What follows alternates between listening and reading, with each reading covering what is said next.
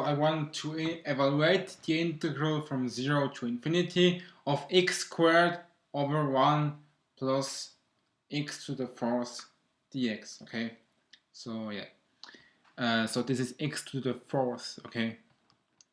Just to be clear. Yes, and so I want to evaluate it using the following counter integral, okay? So we will go from 0 to infinity, so radius r that will tend toward infinity. Then we will go along this circular path to e to the pi I over 2, so IR, I mean, so it will be I times infinity of, yeah, theoretically, and then we will go from there back to 0. Okay, so there are 3 parts, 1, 2, and 3. Okay, so here, here, and here. Why do we need to? We don't need it because this is an even function. We could make it simple and just say that it is half from negative infinity to positive infinity. But yeah, we can also use this path. That's what's important. So that's why we go until this e to the 2 pi I over 4 is equal to e to the pi I over 2. I just want to show that it's possible to write it like that, and that will make sense in a moment because we have over 4 here, and here we have a 4 in the exponent. We will see later why. Yes. So first, as usual, we find the poles. So we set the denominator equal to 0. We solve this minus. So we set x to the fourth is equal to minus 1, which is equal to e to the pi I plus k times 2 pi I. Okay, so k is an integer, and so that means that if we take the fourth square root, x is equal to e to the pi I over 4 plus k times pi I over 2, and k is 0, 1, 2, or 3. Okay.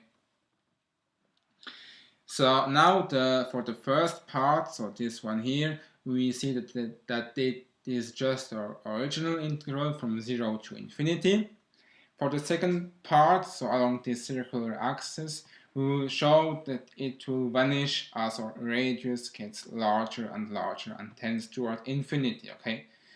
So as usual.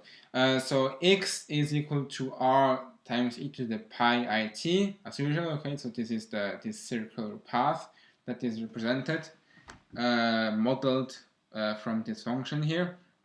Our t is between 0 and 1 over 2, okay? 1 over 2 because we don't go until here, we stop here in the middle, and that is pi I over 2, e to the pi I over 2, okay? So yeah, that's why we go until this 1 over 2. Our dx is pi I times r times e to the pi I t dt, okay? We just take the derivative with respect to t. So now we replace everything in the integral here with those values here. So we have the integral from 0 to 1 over 2, okay, because our t is here, between 0 and 1 over 2. And the integral is, so this x squared now is r squared e to the 2 pi I t, okay?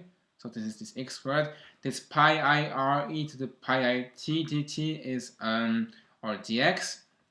And in the denominator, we have 1 again plus x to the fourth. So it will be, which will be r to the fourth times e to the 4 pi I t, okay? So this is our x to the fourth. And so this is roughly equal to r to the third over r to the fourth power. Okay, why? Because we have r squared here, we have r here, so it's r to the third power. But in the denominator we have an r to the fourth power. Okay, so this x to the fourth power. Remember, we replace this x with this r times e to the pi I t. Okay, so there is an r squared, an r, and the r to the fourth. Okay, so this is roughly equal to r to the third over r to the fourth. So that is equal to 1 over r, which will tend towards 0 if r tends toward infinity. Okay. If r gets really big, 1 over r gets really small and will tend towards 0, okay? Yes, so I've heard several times that those are not the 100% mathematically correct ways to prove it, especially because you only have 1 over r, not 1 over r squared or more.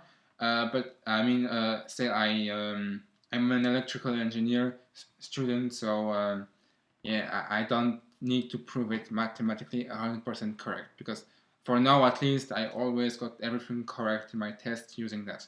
But that is maybe because those are engineering exams and not pure math students exam. I don't know. Anyway, yes.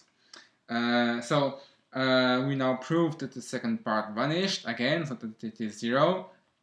For the third part, so we start, we have our contour here. Sorry, nothing. We have our contour here. And so for the third part, we start here and go down to 0, okay? Why do I? It should be like, sorry, it should be, hey, sorry. Yeah, so we start here and go down to 0, okay, here. And so x is equal to t times e to the pi I over 2, which can be written as t times e to the 2 pi I over 4. Okay, remember this, it's the same thing, but here we have over 4, and here in our original integral we have over x to the 4th, and that will be useful in a moment, okay?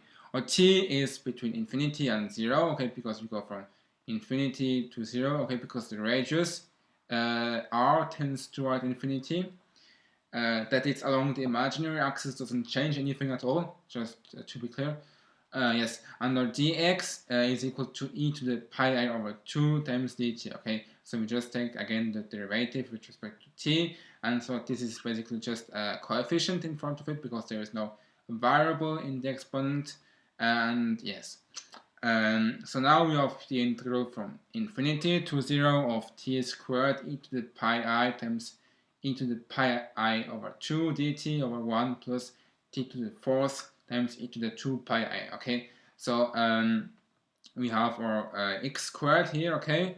We have our dx here, that is our dx, that is our x squared. We have our 1 here, we have our limit integrations, integral boundaries that have changed, of course, because now we have t and not x, and t is between infinity and 0. And here we have x to the 4th. So now you see that it is useful, because if we have this e to the 2 pi I over 4, here we have x to the 4th, so here we will get e to the 2 pi I, okay? We have x to the 4th, we have e to the 2 pi I over 4, so this 4 here will cancel with this 4 here, and we will be left with e to the 2 pi I, which is 1. So it is times 1, so we don't care about it, and so we are only left with this t to the 4th power, okay, here, like here. And so now first we can invert the integral. We can go from 0 to infinity instead from infinity to 0, and so we will have a negative sign in front of here. But here we have e to the pi I, which is also negative, so we will have basically negative, negative, okay? So we will have negative, negative, which will give us a positive, so we won't write it, okay? But actually something happened. I said we inverted the integral boundary, so we should have a negative sign, but there's an e to the pi I here that came from this x squared, from this t times e to the pi I over 2, okay, there's an e to the pi I over 2, and now we have x squared, so we get e to the pi I, which is negative 1, and also basically, I mean, this e to the pi I over 2 here is an I, so I squared is negative 1, okay, so there's a negative 1 inside it, and we invert the integral boundaries, so you have a negative 1 and negative 1 times negative 1, so we have negative, negative, so positive, okay. We can take this e to the pi I over 2 here outside, because this is simply a coefficient, and again, yeah, this can simply be written as an I. Anyway, this is our coefficient. We have our t squared still inside, or 1 here, and our t to the 4th power, okay. I said here we have e to the 2 pi I, which is 1, so we're only left with this t to the 4th power, okay. I mean, it's times 1, so we don't care. And we have our dt here. So now you can notice that this is simply our original integral, okay, from 0 to infinity of t squared over 1 plus t to the 4th dt times I, okay, times I simply. This is this e to the pi I over 2 here, okay. So now we can use the residue theorem. So our counter integral, so the part 1 plus 2 plus 3 is equal to our original integral, so that is our original integral, so part 1 plus 0, okay, part 2, plus the third part, which is, as said, I times our original integral, okay, that we just found out here. So this is equal to 2 pi I times the sum of the residues. And so we can calculate the residues. So we already find our pole. You can also notice that only for k is equal to 0, we are inside our domain, okay? Because k is equal to 1, you will get something like here, k is equal to 2 like here, and k is equal to 3 like here, okay? If this is the entire circle. Yes. So only k is equal to 0 is inside, so only x is equal to e to the pi I over 4 is inside our domain as a pole, okay? Also, we have a pole of order 1 because we have something over x over 1 plus x to the 4th, okay?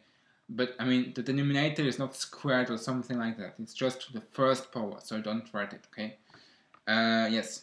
So it's simpler if you have a pole of order 1, as said, as seen here, and so we can simply use the residue formula for a pole of order 1, that is everything above the fraction bar, so in the numerator basically stays the same, and everything in the denominator we just take the derivative of it, okay? So we have x squared above, which doesn't change, but below we take the derivative of 1 plus x to the 4th, which, so 1 is a constant, so the derivative is 0, and x to the 4th, the derivative is 4 times x to the 3rd power, okay?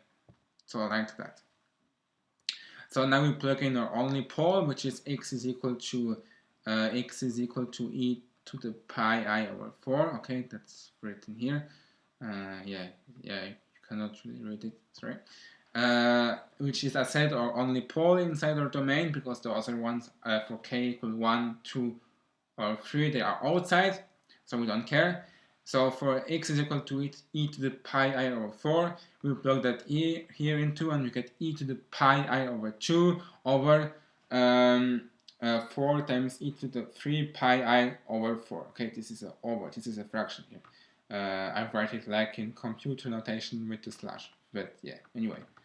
So yeah, so e to the pi I over 2 over 4 times e to the 3 pi I over 4, okay. And so now we come back here again. We know that our integrals plus I times our integrals, so our integrals times 1 plus I basically is equal to 2 pi I times this residue here. This e to the pi I over 2 is a I basically, okay? So we have our I here, which is this I here, okay?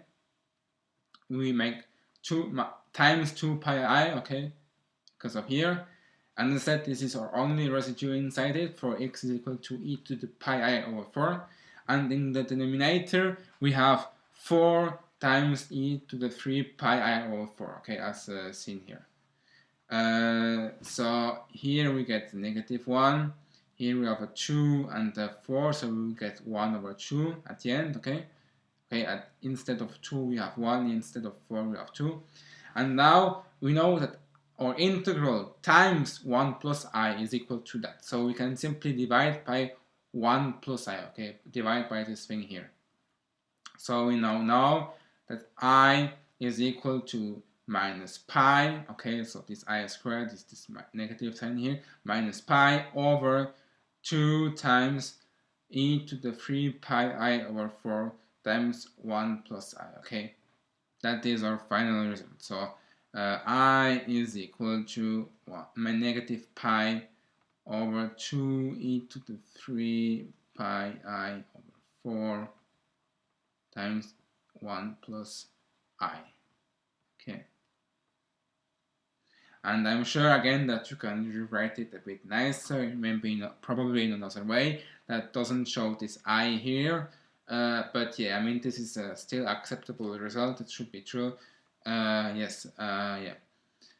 Yeah, so this is the final result. So again, as usual, yeah, yeah, it's a lot messy. We use a new path this time. But I said we could simply say that this is an even function, and so it's this thing here, from 0 to infinity, is a half of negative, the same thing from negative to positive infinity, okay, because this is even. But this, what we did here, is another way of doing it, okay. Yes, so as said, as usual, you find the poles, you prove that the part along the circular axis vanishes if r gets larger and larger, and then you have your integral here, your original integral, and I mean here, okay, and a multiple of it here, okay. Here it is I times the original integral, okay. And then yeah, you find the residues as usual. You solve it. Here we have a pole of order 1, so you can simply use this formula for poles of order 1. As usual, you solve and you also divide by this 1 plus I, okay, so that your integral is isolated, and so you can find your the value of your integral, okay, which is that. And I said, I'm sure you can solve it even more to convert this I here and even maybe this e to the 3 pi I over 4 into something nicer. But I mean, this is still an acceptable result. This is yeah, if I did no mistake, of course. Yeah. Yes. So yeah, thanks for watching. And yeah, thank you.